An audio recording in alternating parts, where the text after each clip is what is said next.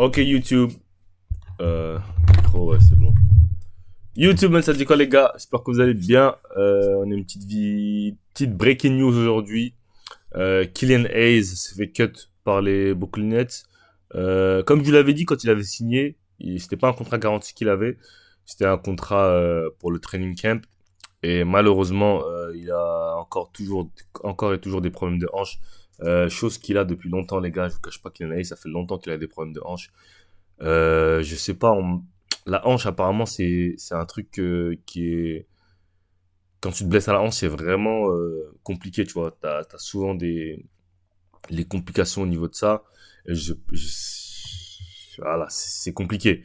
C'est compliqué parce que là, il a pas pu se battre pour son roster spot et je pense qu'il y avait vraiment une place pour lui à Brooklyn. Surtout que Brooklyn ils sont en reconstruction, donc ça aurait été un bon timeline pour lui et pour les Nets. Il a pris la décision apparemment de continuer à soigner cette blessure-là et d'essayer et va prendre un deal avec les Long Island Nets, donc l'équipe G-League affiliée aux Brooklyn Nets. Donc voilà, bon, après je sais pas avec les Nets quel est l'arrangement, quel est l'arrangement, mais faut savoir que quand t'es en G-League, quand t'es sous contrat G-League, gros, c'est plus pareil, frère.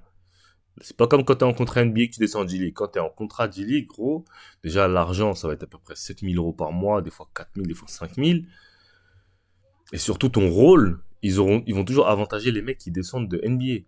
Tu vois, et là, tu vas devoir te taper comme un mec des States. Là, ça n'a rien à voir. T'as plus le statut d'être top 10 pick, qu'on essaye de faire un projet, etc. T'as plus, t'as plus tout ce statut-là. Donc c'est très très compliqué de quand t'es en G-League, quand t'es un G-League player, de taper comme un G-League player, frère. Là, t'es au même niveau que les Quinry. C'est pas comme avant où t'étais un top 10 pick, où on pouvait te mettre devant Jaden Ivy, personne n'allait parler. Là, gros, t'es comme tous les autres. Il y a les mecs d'NBA qui vont descendre, qui vont prendre 30 minutes garantie. Donc là, tu vas devoir te taper comme un fou. Donc, est-ce que c'est la bonne décision de rester en G-League pour lui? Moi, je pense en fait que Kylian Hayes, il veut tout simplement pas revenir en Europe. Il veut jouer en NBA. Il veut clairement jouer en NBA. Il pense que c'est un joueur NBA. Il pense qu'il a le niveau pour jouer en NBA. Il a été starter par exemple pendant quasiment 2 ans en NBA. Bon, même si c'était dans la pire franchise de l'histoire, enfin de la ligue. Mais il a quand même été starter pendant quelques années et il pense que c'est un starter NBA. Donc, en fait, le fait de revenir en Europe, pas un échec, je pense, mais enfin, clairement pour lui, ça doit être un échec. Tu vois, quand t'as un top 10 pick, quand depuis t'as 15 ans, on parle de toi comme le futur Lamelo Ball, ou je sais pas, on le comparait à un French Lamelo Ball, ou je sais pas. Voilà quoi. Donc pour lui, ça doit être un échec de revenir en Europe. C'est pour ça, je pense qu'il veut forcer au State, hein, parce qu'il sait que s'il revient en Euroleague, c'est mort. Il y aura plus cette opportunité-là, je pense, de repartir en NBA. Du moins pas de sitôt. Donc, le meilleur moyen pour lui, en tout cas, ce que je vois dans sa stratégie, c'est d'aller en G-League, essayer de bousiller. Vu que les Nets ils sont de toute façon en reconstruction, ils vont virer tous les vets et tout. De toute façon, ils essayent d'avoir Cooper Flag. Donc, les Nets, ils cherchent pas à gagner cette année. Donc, voilà, ça va être ça son objectif, je pense, c'est d'être gratté un roster spot aux Nets.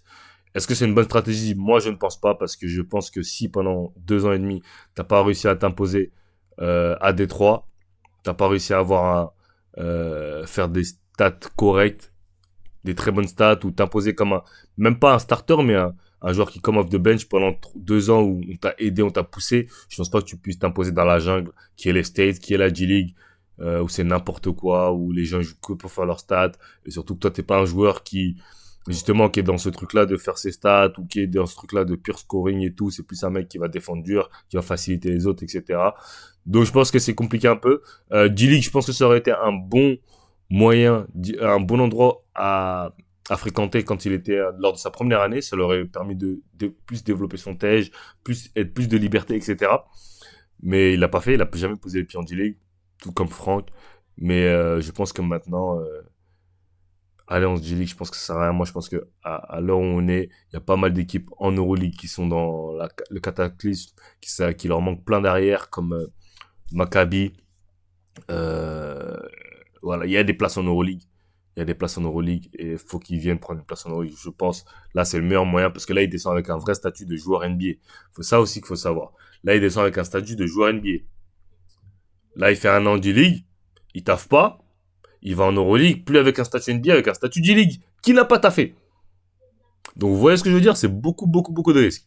Après, quand tu as confiance en ton karaté, voilà, c'est pas Mister Paris qui est assis sur son canapé qui va parler, hein. C'est toi, et toi, tu as ta confiance en tes habilités. Je pense que si il décide à prendre ce choix-là, c'est qu'il pense qu'il il a la capacité de s'imposer en NBA. Maintenant, faut être réalistique. Faut être réaliste, ok?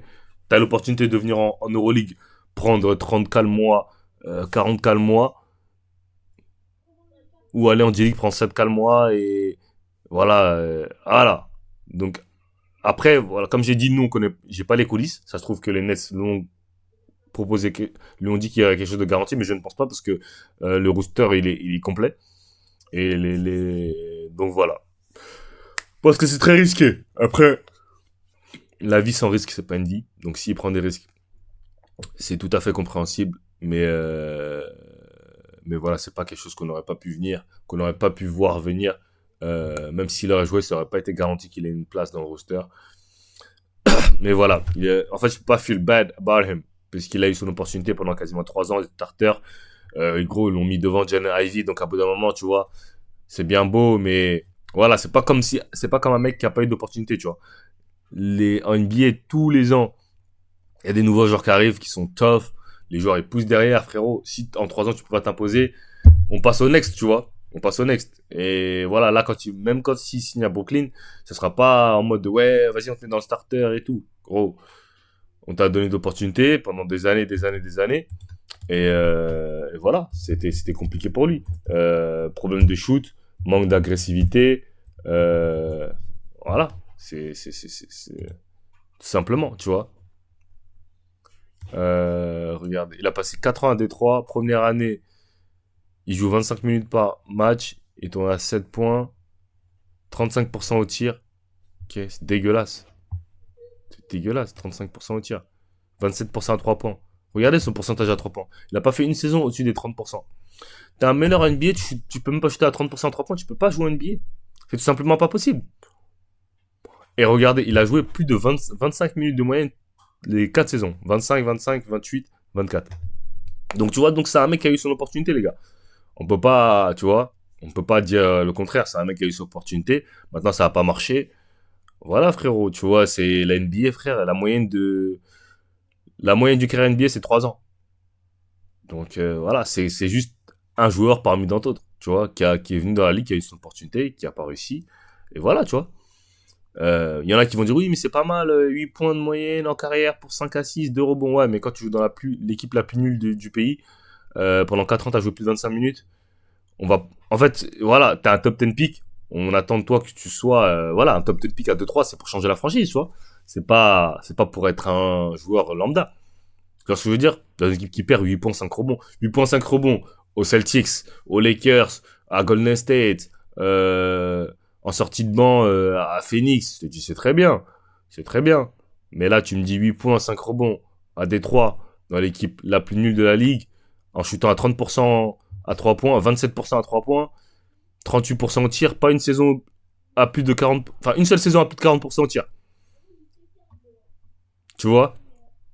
C'est juste pas possible. C'est juste pas possible, tu vois. C'est juste pas possible. C'est pas question de, c'est juste pas possible. Voilà, c'est la NBA. La NBA, ça va vite. Il y a des talents qui arrivent chaque année, les gars. Chaque année, tu vas me dire qu'il est meilleur que Rob Dillingham, il est meilleur que, tu vois, déjà, moi, pour moi, quand le coach le mettait devant Jalen Ivey, je comprenais pas. Je dis, wow, il met quand même comme devant Jalen Ivey. Je pense que Jalen Ivey, il est meilleur, tu vois. Donc il a eu des opportunités, frère. Il a eu ses opportunités, tout comme Franck. Et ils ont eu des opportunités, ils n'ont pas saisi. C'est la vie, hein. On peut pas rester bloqué sur des joueurs, tu vois. La NBA, il y a des joueurs qui arrivent chaque année, comme je dis. Là, voilà, t'as pas été bon, vas-y, salam, bien, et trucs. Après, comme je dis, là, il va aller en G-League. Mais G-League, par contre, ça n'a rien à voir. Là, tu vas devoir te taper comme un carry. Et pas avec l'avantage d'être en NBA, d'avoir un contrat NBA. Là, on s'en fout. T'es comme un G-League player. C'est-à-dire, s'il y a un meneur NBA qui vient, qui joue 30 minutes, toi, tu joues 5 minutes, il y aura aucun souci sur ça. Donc, c'est pour ça que c'est dangereux. Ok? Bon, on a fini sur le Q&A, on passe au next topic.